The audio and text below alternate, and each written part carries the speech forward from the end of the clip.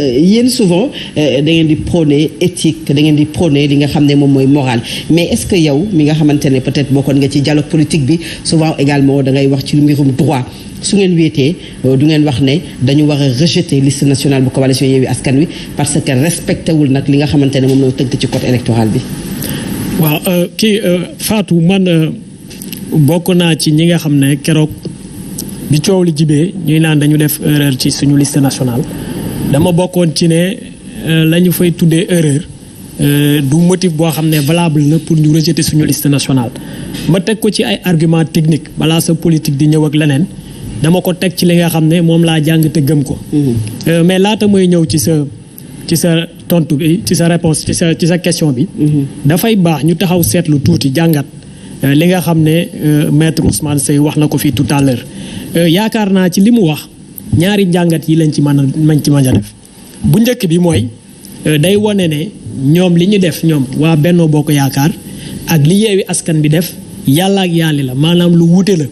parce que des fois ci opinion bi booy déglu nit ñi day mel ne dañu jàpp ne ñun ak ñoom a yem àtte parce que ñun ak ñoom a bokk li ñu def alors que ñun ak ñoom bokkuñu li ñu def maanaam boo demee ci code électoral li nga xam ne mooy régler suñu problème bokkul ak liy régler seen problème damay ñëwaat ci biir waxam mën nañ ci jàng déjà que ne ñoom kii di ministre de l'intérieur tëddeewul njaxanaay ci mbir mi parce que nee na ñoom ba ñu constaté ne am na problème parité parce que moo ko wax nee na ñoom seen liste dañoo tegale góor ak góor donc moom ci boppam avoué na ne que ñoom seen liste elle n'est pas paritaire donc respecte article L149 te parité ci wàllu recevabilité liste électorale condition de fond la ku ko respecté wul dañ laa war a rejeter sa liste moo tax keroog bi ministère de l'intérieur nemmeekoo ne suñu liste bu Dakar c'est non paritaire li mu def mooy def ñu notifier une décision de rejet donc le fait que ginnaaw bi nga xam ne Sénat ak ña toogoon ci commission bi constaté nañ ne que liste nationale bu Benno Bokk Yaakaar paritaire lu tax ministère de l'intérieur notifié wu leen décision de rejet ne leen seen liste nationale bi paritaire kon damay jaar ak yéen fi ma jaar ak waa Yewwi Askan bi Dakar damay rejeter seen liste defu ko moom ci boppam nee na déglu naa démb Benoît Sambou mi nga xam ne mooy seen mandataire mu ne ginnaaw ba ñu constaté ne suñu liste paritaire ñun jotuñu notification buy rejeter suñu liste loolu nag dafa am lu ko indi mooy ñun waa Yewwi Askan bi ñuy constaté ne suñu liste paritaire yoon daf ñu mayoon ci diggante bi maanaam diggante commission bi di vérifier suñu liste yoon mayoon nañu ñu remplacer ñi nga xam ne kat jàpp nañ ñoo fa nekk di indi la non parité ci suñu liste alors que ñoom keroog bi dëcc di constater que ñoom seen liste nationale paritaire délai boobu nga xam ne Yewwi Askan bi amoon na ko ñoom délai boobu amuñu ko donc ministère bi foofu benn décision la mënoon jël mooy rejeter seen liste nationale moo tax jotuñu notification parce que benn notification lañ mënoon jot mooy yéen seen liste nationale bi rejeté nañ ko donc ñu gis ne foofu ministère bi tëddeenul jaxanaay ñu ñëw nag ci kaawu invalidation suñu liste yi ñoom lan la ñu invalider seen liste suppléant mooy raison yi mu wax mooy liste non paritaire la donc mënut a compétir ñun suñu liste nationale lañ ko invalider dañu investir benn nit ci titulaire yi investir ko ci suppléant yi loolu xam nga lu muy tekki dafay tekki ne kooku ñu investir ci suppléant ak ci titulaire am na ci position boo xam ne ci suñu liste nationale moom elle est inéligible foofu donc ñoom seen problème mu parité la dañ leen waroon a rejeter mais ñun suñu problème mu inéligibilité la alors que inéligibilité boo demee ci biir code électoral bi dafa am ñaari phase yooyu phase bu ne ça fait intervenir des acteurs différents dañu ne bu fekkee dañu ko constater article L179 ginnaaw bi nga xam ne examen juridique bi pareegul foofu dañ leen di notifier inéligibilité bi ngeen remplacer ko ñu ne waaye ginnaaw bu ñu rombee examen validité juridique bi amaat ku des ci liste bi alors que dafa inéligible code électoral dafa ñëwaat article L0 182 mu ne bu boobaa ministre de l'intérieur dafay saisir conseil constitutionnel ne ko ñoom diw de am na ku nekk ci seen liste nationale bi alors que elle est inéligible à l'une des positions bu boobaa conseil constitutionnel ci ñetti fan mu àddu ci bu ci àddoo dëggal ministère de l'intérieur day dugal loolu ci arrêté publier la liste définitive signaler ñu dans l'arrêté que ne ci seen liste définitive bi am na ci koo xam ne inéligible yoon ñëwaat article L0185. donc da nga bëgg a wax ne loolu du motif d'irrecevabilité. C'est pas un motif d'irrecevabilité de notre liste titulaire nationale. C'est un cas d'inéligibilité. Le cas d'inéligibilité dans le code électoral. Non, le code est clair à son chapitre 2. à partir de l'article LO 157 à l'article LO 161 foofu la ñuy waxee lan mooy inéligibilité ñu ñëw ci article LO 182 ba LO 185 ñu ne la naka la ñuy régler les questions d'inéligibilité bu fekkee dañu romb la phase d'examen juridique dans le cas de Dakar defaguñu la phase d'examen juridique moo tax conseil constitutionnel ne ministère de l'intérieur ne ko puisque commencé woon liggéey bi waroon nga leen a may ñoom ci kaawu Dakar bi ñu def les remplacements donte am na ay démissionnaires. mais remplacement yi également bi ngeen koy defee également góor moom moo koy wuutu jigéen moom moo koy wuutu foofu également est-ce que ñoom coalition Benno Bokk Yaakaar amuñu dëgg introduire recours pour que li nga xam ne jox nañ leen ko comme dëgg valider la liste de Dakar ñu neenal ko. waaw ci Fatou xam nga dañu nekk di discuter ci ab matière boo xam ne yàlla dafa dogal fii ci Sénégal. dafa tënku ci ay règles mais tudd na fi léegi ay expression caractère intégral de la parité. je suis désolé expression boobu amul ci code électoral. code électoral li mu wax mooy góor topp jigéen góor topp ci moom loolu la code électoral wax donc utiliser na fi ay caractères yoo xam ne ay expression yoo xam ne ay caractère intégral de la parité ak yi demee noonu remplacement bi mais y a un vide juridique foofu amul benn disposition ci biir code électoral bi wala ci constitution buy naan en cas de remplacement sur une liste électorale le même sexe un sexe remplace maanaam le remplaçant doit être du même sexe amul donc puisque c'est des dispositions qui n'existent c'est des expressions qui n'existent pas parce que là on est dans les élections législatives on va y revenir donc puisque amul benn disposition boo xam ne day réglementer cette modalité là ñun ce qu'on peut faire c'est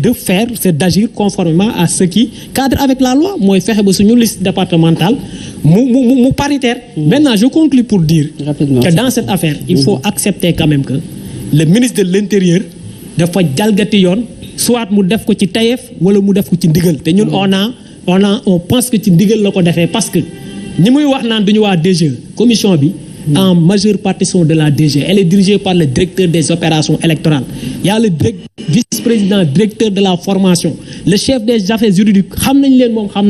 Nous avons travaillé pendant 2 ans avec nous. Kenn moo leen rax mooy les membres de la Sénat. Mais tout le reste, ce sont les directeurs des structures techniques, opérationnelles de la DG. Donc beneen bi et je termine par là. Je l'ai dit tout à l'heure, il faut l'accepter tamit. Le ministère de l'Intérieur a fait une rupture d'égalité devant la loi parce que wax naa la le cas de Yewwi Askan Wi c'est un cas d'inéligibilité alors que fii c'est une question de respecter des obligations de fond parité ak parrainage alors que loolu yoon li mu ci wax jarul ñuy càmbar liste bi on rejette toute la liste. loolu mooy suñu alors monsieur Gningue est-ce que processus bi nga xam ne le ministère de l'Intérieur doxalee na ko ci élection yi est-ce que yéen dal na seen xel vous la société civile. Oui merci jërëjëf ci question bi Fatou il faut dire que processus bi ni ñu ko doxalee am na ci lu bari lu dal suñu xel mais am na ci loo xam ne dalul suñu xel ci bu ma jëlee rek parrainage bi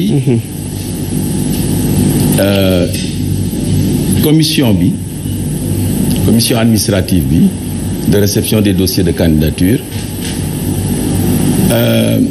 def na ay efforts rencontrer na les partis politiques pour leur proposer et la société civile les leçons yi nga xam ne bi mu jàngatee ni conseil constitutionnel defe woon parrainage bi en 2019 ni mu jàngatee jafe-jafe yi amoon mu rencontrer les acteurs pour leur faire des propositions pour tirer ay leçons ci jafe-jafe yooyu. À ce titre-là rencontré nañu société civile ñu échanger ak ñoom effectivement c'est des critiques d'ailleurs yoo xam ne dañ leen ko doon def ñun ils ont accepté de faire des efforts par exemple mu mel ne erreur matérielle xam nga comme ni ñuy wax ci informatique. rubrique yi nga booy def parrainage rubrique yi nga war a renseigner yépp da nga leen waroon renseigner bu ci amee benn lettre araf boo renseigner wul wala ni nga ko renseigner baaxul c'était l'objet d'un rejet. Alors ñun dañ leen mës wax ne erreur matérielle même code électoral bi ci L 79 daf koy permettre da lay may 72 heures n'est-ce pas erreur matérielle bu amee ci état civil yeeg yooyu et cetera nga ñëw rectifier ko donc cette fois-ci ils ont dit effectivement on peut mettre en place un système de recherche multicritère pour xam ne yow mii la par exemple bu ñu waree def faatu ñu def faati dañ daan rejeter ce dossier mais léegi dañu ne mënuñu def ba recourir aux autres éléments de ton identité xam ne yow mii la effectivement donc ñu daal di jubbanti erreur boobu may la nga jubbanti ko mais duñ la rejeter donc ça a été un progrès beneen progrès mooy dépassement yi ministre bi publié na arrêté pour wax ne effectivement kii la bu amee dépassement c'est nul et non avenu bi ñu ci waxtaanee aussi dañu ne dépassement yi c'est absurde ñu ci doon rejeter nit ñi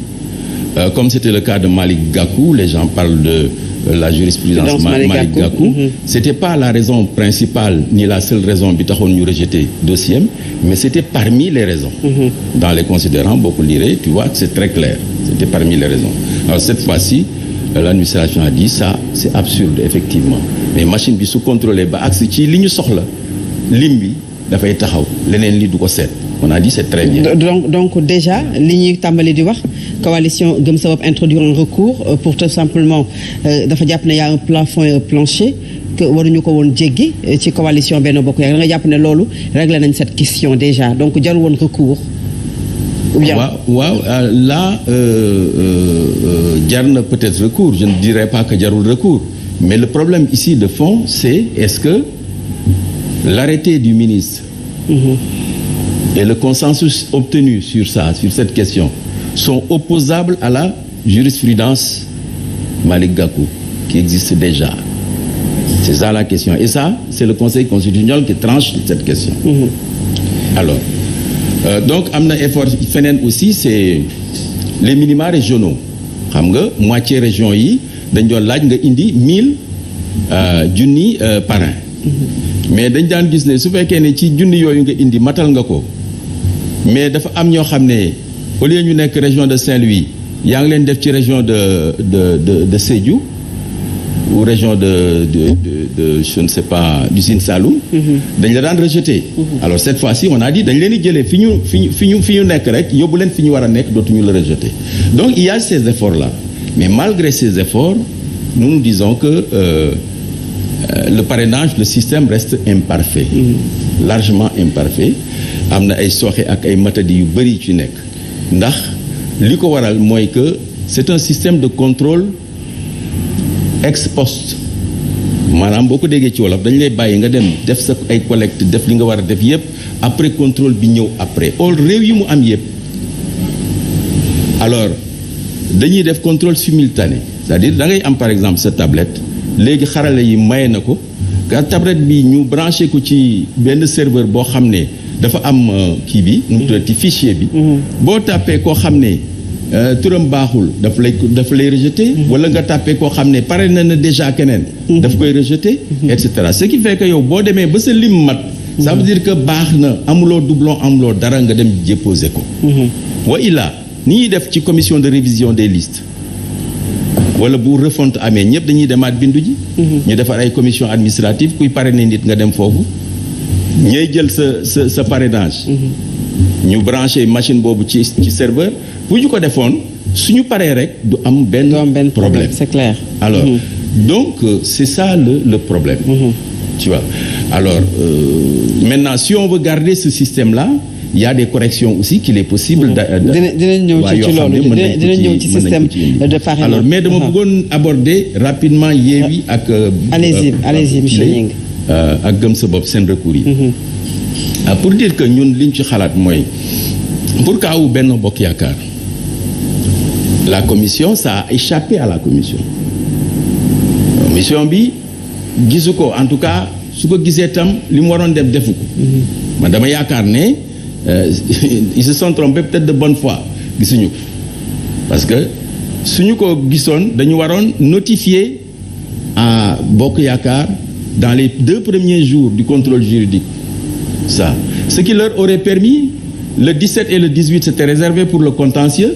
de saisir le Conseil constitutionnel